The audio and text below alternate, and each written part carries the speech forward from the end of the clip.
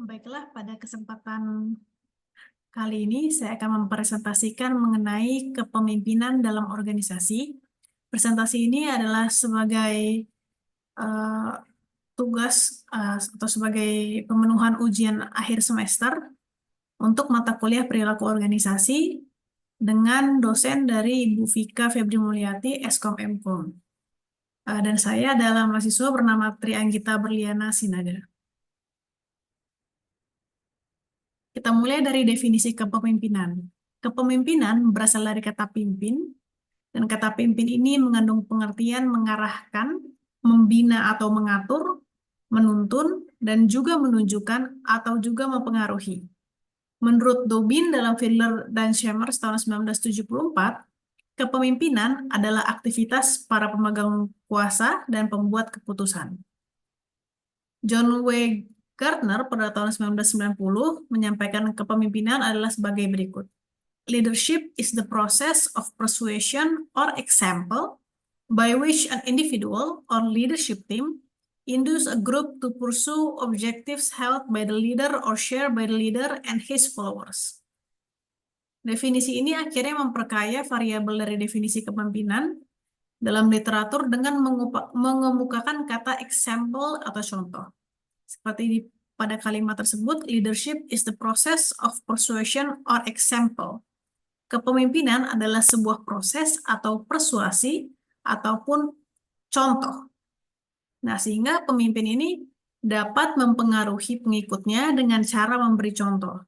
Ia akan menjadi seorang panutan atau menjadi role model dari para pengikutnya. Itu adalah definisi dari kepemimpinan. Selanjutnya, ada kepemimpinan sebagai konsep dari manajemen. Ini dikemukakan oleh ahli bernama Stockdale. Dia mengemukakan kepemimpinan sebagai konsep manajemen ini ada 10 poin. Yang pertama, suatu seni untuk menciptakan kesesuaian paham, kemudian suatu bentuk persuasi dan inspirasi, suatu kepribadian yang mempunyai pengaruh, tindakan dan perilaku, titik sentral proses kegiatan kelompok, hubungan kekuatan atau kekuasaan, sarana pencapaian tujuan, suatu hasil dari interaksi dan peranan yang dipolakan, serta inisiasi dari struktur. Kepemimpinan sebagai suatu seni untuk menciptakan kesesuaian paham, ini artinya bahwa setiap pemimpin itu melalui kerjasama yang sebaik-baiknya, dia harus mampu membuat para bawahannya untuk mencapai hasil yang telah ditetapkan. Peranan pemimpin adalah memberikan dorongan terhadap bawahan untuk mengerjakan apa yang diinginkan oleh pemimpinnya. Oleh karena itu, kepemimpinan itu adalah sebuah seni bagaimana membuat orang lain itu mengikuti serangkaian tindakan untuk mencapaikan tujuan. Kemudian, yang kedua, kepemimpinan sebagai bentuk persuasi ataupun inspirasi. Berarti di sini kepemimpinan itu adalah kemampuan untuk mempengaruhi orang lain, bukan melalui paksaan, tapi dengan cara persuasi dan juga dengan memberikan inspirasi. Kemudian yang ketiga, suatu kepribadian yang mempunyai pengaruh. Ini juga merupakan definisi dari kepemimpinan itu sendiri, bagaimana suatu pemimpin itu adalah suatu kepribadian yang harus memiliki pengaruh. Kepribadian ini diartikan sebagai sifat-sifat atau watak-watak yang dimiliki oleh pemimpin yang menunjukkan keunggulan sehingga menyebabkan pemimpin itu memiliki pengaruh terhadap bawahan-bawahannya. Kemudian kepemimpinan itu adalah sebuah tindakan dan perilaku. Ini artinya kepemimpinan digambarkan sebagai perilaku seseorang yang mengarahkan kegiatan-kegiatan bersama. Kemudian ada di sini kepemimpinan sebagai titik sentral proses kegiatan kelompok. Ini artinya dalam kehidupan organisasi, kepemimpinan diharapkan dapat melahirkan gagasan baru yang memberikan dorongan lainnya, baik perubahan serta kegiatan dan seluruh proses kegiatan kelompok. Kepemimpinan itu tidak dapat dipisahkan dari kehidupan kelompok dan juga menduduki posisi yang cukup tinggi atau yang paling tinggi dalam sebuah kelompok. Kepemimpinan sebuah hubungan kekuatan atau kekuasaan. Kepemimpinan sebagai suatu bentuk hubungan antara sekelompok orang, hubungan antara yang memimpin dan juga dipimpin. Nah, hubungan antara yang memimpin dan pemimpin ini adalah sebuah hubungan kekuasaan atau kekuatan. Kepemimpinan sebagai sarana pencapaian tujuan. Pemimpin itu kan mempunyai suatu program untuk mencapai tujuannya nih. Nah, jadi bagaimana kepemimpinan itu harus mampu eh, mengajak bawahan-bawahan anggotanya, mempergunakan bawahan anggotanya dengan gaya kepemimpinan tertentu sehingga mereka bisa mampu mencapai tujuan yang diciptakan. Kepemimpinan itu juga merupakan hasil dari interaksi, di mana artinya kepemimpinan itu sebagai suatu proses sosial yang berupa hubungan antar pribadi, di mana pihak lain mengadakan penyesuaian, di mana di situ terjadi hubungan saling dorong-mendorong, saling tolong-menolong untuk mencapai tujuan bersama. Kepemimpinan adalah peranan yang dipolakan. Atau di sini maksudnya adalah dalam kehidupan masing-masing anggota itu mempunyai peranan yang berbeda-beda. Dalam pencapaian tujuan, anggota kelompok juga mempunyai sumbangsi yang berbeda-beda. Demikian pula, kepemimpinan muncul sebagai akibat interaksi dalam kehidupan sosial, karena kelebihan dan gagasan-gagasannya dia diangkat menjadi sebagai seorang pemimpin. Sejauh seseorang dipandang oleh anggota lain sebagai sumber yang dapat memberikan sumbangan yang tidak dapat diabaikan, ia akan diangkat dan diakui menjadi seorang pemimpin. Kemudian kepemimpinan adalah inisiasi struktur. Kepemimpinan ini tidak boleh dipandang sebagai jabatan pasif, melainkan harus berperan secara aktif sebagai suatu jabatan yang terlibat dalam sebuah tindakan dan interaksi sebagai bagian dari proses pemecahan masalah secara bersama. Ya, kemudian di sini ada sistem kepemimpinan. Bagaimana sistem kepemimpinan ini terdiri dari masukan, proses, dan keluaran. Nah, di sini bisa kita lihat masukannya itu adalah pemimpin. Prosesnya itu adalah interaksi antara pemimpin dan pengikut. Interaksi yang baik antara pemimpin dan pengikut ini akan menghasilkan keluaran yaitu pengikutnya akan menjadi terpengaruh. Nah, jika masukannya adalah pengikut, di mana pemimpin dan pengikut saling mempengaruhi, ini dapat menghasilkan keluaran yang berbeda. Tapi jika di sini pengikutnya, masukannya sebagai pengikut, di mana pengikutnya berarti yang lebih tinggi pengaruhnya, maka pengikut itu tidak akan dapat terpengaruh oleh pemimpinnya. Kemudian ada visi, di mana di sini prosesnya adalah pemimpin dan pengikut berupaya merealisasi visi. Nah, hasilnya, jika pemimpin dan pengikut ini melaksanakan proses yang sama, visi tujuan itu akan tercapai. Nah, kemudian jika dalam sistem kepemimpinan itu dimulai dengan kekuasaan, proses ini yaitu adalah proses pemberdayaan pengikut. Nah, jika karena kekuasaan, visi atau tujuan itu bisa tidak tercapai. Nah, kemudian jika digunakan teknik mempengaruhi atau seperti pada sebelumnya yang kita sebut dengan persuasi, proses perubahan itu bisa terjadi dan akan menghasilkan sebuah perubahan.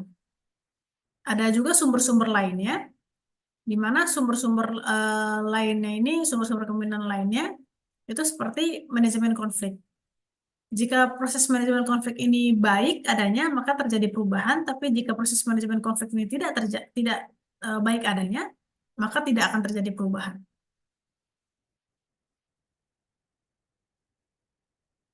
Kemudian konsep kepemimpinan, manajemen, dan administrasi. Tadi kita sudah bahas kepemimpinan seperti apa, kemudian kita akan membahas dari manajemennya. Menurut James F.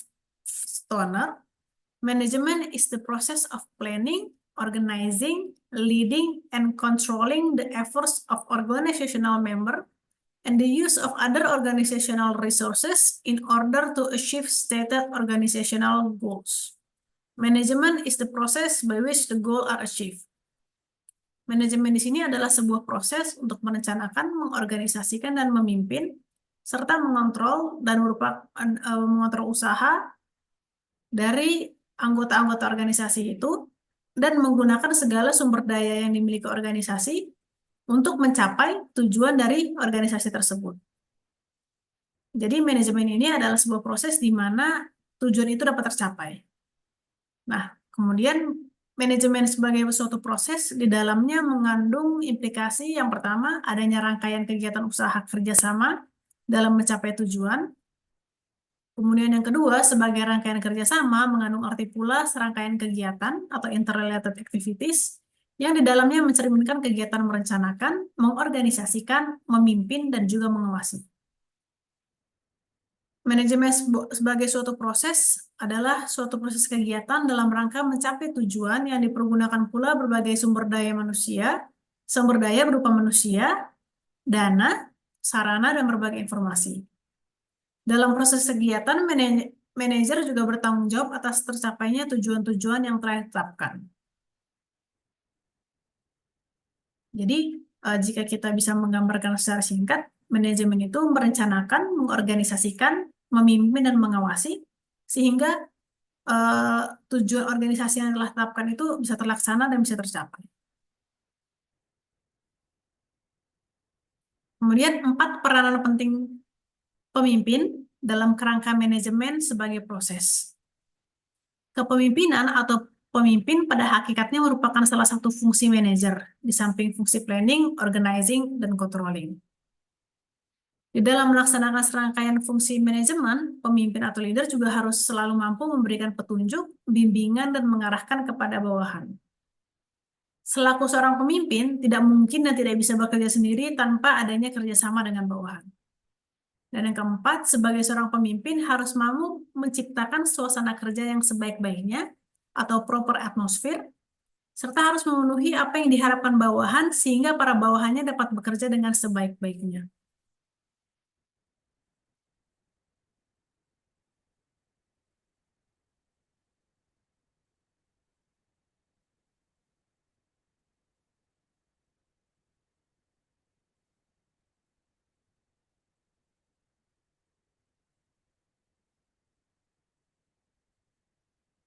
Kemudian kita akan membahas peran manajer menurut Mintzberg.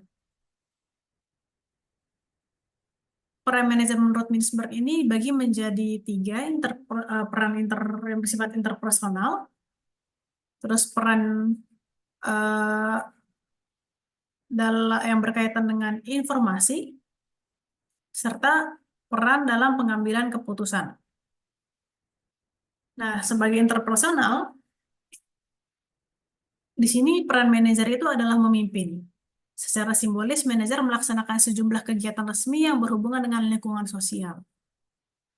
Contohnya itu, contoh aktivitasnya bisa kita katakan sebagai seperti menandatangani dokumen, terus kemudian menjamu tamu. Nah, itu secara simbolis. Kemudian ada pemimpin, yaitu bertanggung jawab memotivasi bawahan, kemudian berfungsi sebagai penempatan, pelatihan, dan membagi tugas kepada stafnya. Kemudian interpersonal itu juga sebagai saluran komunikasi, di mana pemimpin itu memelihara jejaring pengembangan diri dalam hubungan dengan pihak luar atau rekanan yang menyediakan informasi penting. Atau misalnya bisa kita berikan contoh seperti melakukan kerjasama dengan pihak luar seperti itu. Itu hubungan interpersonal. Kemudian terkait dengan informasi, di sini ada peran monitor, di mana manajer ini berperan untuk mencari dan menerima bermacam-macam informasi internal dan eksternal untuk mengembangkan organisasi. Manajer juga berperan sebagai diseminator, di mana mentransfer ilmu atau mentransfer informasi yang diterima dari luar atau dari bawahan kepada seluruh anggota organisasi, sehingga informasi itu bisa tersampaikan dengan baik. Kemudian, manajer juga berperan sebagai juru bicara, di mana mentransfer informasi ke pihak luar mengenai rencana kebijakan dan hasil dari organisasi-organisasi. Jadi bukan hanya menyebarkan informasi ke dalam lingkungannya saja, tapi manajer juga berperan untuk menyebarkan informasi ke bagian luar terkait kebijakan dan hasil dari organisasi yang dipimpinnya. Nah, terkait dengan pengambilan keputusan, manajer ini berperan sebagai entrepreneur, di mana membawa perusahaan untuk mencari peluang dalam menghadapi perubahan. Kemudian berperan sebagai penanganan masalah, yaitu di mana melakukan koreksi ketika organisasi menghadapi masalah yang tidak diharapkan. Juga mengalokasikan sumber daya, di mana membuat keputusan dan persetujuan dalam mengalokasikan seluruh jenis sumber daya yang dimiliki. Dan juga yang terakhir sebagai negosiator, di mana bertanggung jawab mewakili organisasi untuk bernegosiasi pada lingkup yang lebih luas. Nah, kemudian bagaimana kita melakukan perbandingan manajemen dan kepemimpinan menurut John P. Kotter. Nah, di sini ada perbandingan manajemen dan kepemimpinan dari 3 aspek, aspek menciptakan agenda, aspek mengembangkan jaringan, dan aspek eksekusi. Dalam menciptakan agenda, manajemen itu sebagai perencanaan dan penganggaran, di mana menetapkan rincian langkah-langkah, kemudian menetapkan rencana waktu, timetable-nya seperti apa, dan mengalokasikan sumber-sumber yang diperlukan untuk mencapai hal tersebut. Namun, kepemimpinan itu menentukan arah, di mana dia membuat dan mengembangkan visi dan strategi untuk menghasilkan perubahan-perubahan untuk mencapai visi. Kemudian, dari segi mengembangkan jaringan untuk mencapai agenda. Manajemen ini mempunyai peran sebagai pengorganisasian dan penempatan. Sedangkan kepemimpinan itu mempersatukan orang. Bedanya di mana? Nah, kalau di manajemen itu dia menetapkan struktur organisasi, kemudian melakukan penempatan pegawai, terus pembagian tugas, dan tanggung jawab serta wewenang bagi setiap pegawai-pegawai tersebut, dan juga membuat kebijakan dan prosedur. Sedangkan kepemimpinan itu mempersatukan orang. Dia mengkomunikasikan tujuan, terus memberikan gambaran secara luas, secara garis besar, dan secara nyata, serta juga membuat strategi sehingga bagaimana untuk mencapai tujuan itu. Nah, dari segi eksekusi, manajemen itu mempunyai peran sebagai pengontrolan dan penyelesaian masalah, di mana ia memonitor hasil dibandingkan dengan rencana secara rinci dan kemudian merencanakan dan berorganisasi untuk menyelesaikan masalah tersebut apabila setelah membandingkan monitor dan rencana itu terdapat perbaikan-perbaikan yang perlu dilakukan. Sedangkan kepemimpinan itu sifatnya memotivasi dan menginspirasi. Ia memberikan inspirasi dan memberikan energi, juga memberdayakan anggota yang dipimpin dan memenuhi kebutuhan yang belum dipenuhi.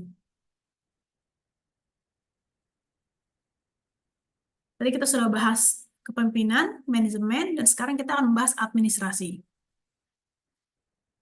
Wahjo Sumijo mendefinisikan administrasi sebagai proses kerjasama antara dua orang atau lebih dalam rangka mencapai tujuan yang telah ditetapkan sebelumnya. Sedangkan menurut George R. Terry, administrasi adalah kegiatan perencanaan, pengendalian, dan perorganisasian pekerjaan perkantoran, serta pergerakan mereka yang melaksanakannya agar mencapai tujuan yang telah ditetapkan. Nah, sehingga sebagian pakar ini berpendapat bahwa istilah administrasi mempunyai cakupan yang lebih luas daripada manajemen.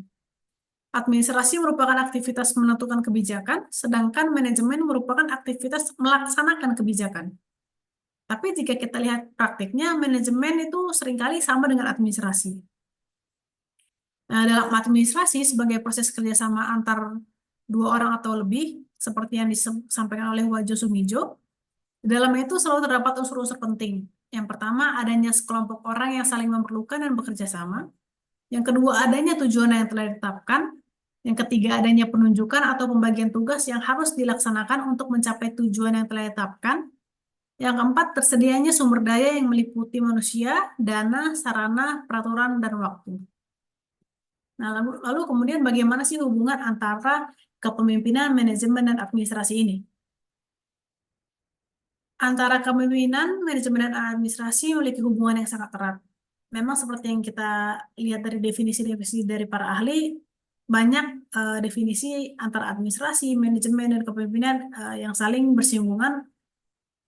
Kemudian hubungan yang erat ini terjadi karena ketiga-tiganya merupakan suatu proses yang melibatkan kerjasama antara dua orang atau lebih untuk mencapai tujuan yang telah ditetapkan.